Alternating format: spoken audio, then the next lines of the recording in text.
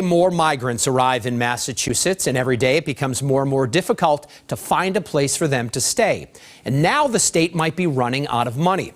WBZ's Christina Hager's live for us at the State House tonight, where lawmakers, Christina, trying to tackle this big problem. Yeah, David, what's being debated here on Beacon Hill right now is a supplemental budget that would help pay for emergency shelters at a time when lawmakers say the money is drying out. And in fact, migrants moved into a shelter in Lowell just today. I think it's important to help people, but at the same time, you also have to look out for your own people as well. This was the scene at the Lowell Inn and Conference Center. Dozens more moving into the emergency shelter set up to help the recent influx of migrants into Massachusetts. Locals we spoke with are happy to welcome them. Why do you think this should be a priority for immigrants coming in?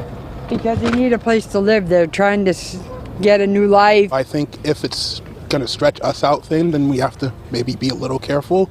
Massachusetts lawmakers, who say the money is now running out, are grappling with how many millions the state can afford to spend on housing migrants. State data shows as of last week, there were 7,499 families living in emergency shelters.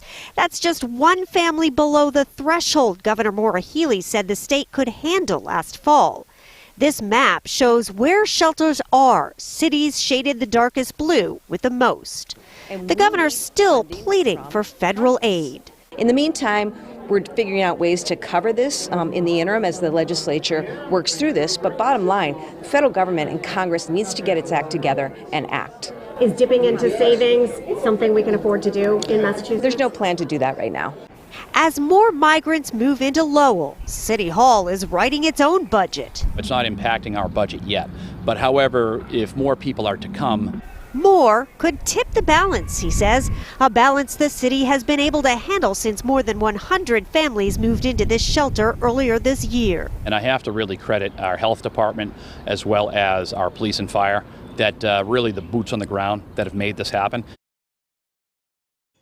Yeah, the state has put $4 million into that shelter in Lowell alone, and it's just one of many just like it across the state. Now, some here on Beacon Hill are discussing whether Massachusetts should dip into savings to help cover costs, at least through the end of this year. Live at the State House, Christina Hager, WBZ News. Christina, thank you.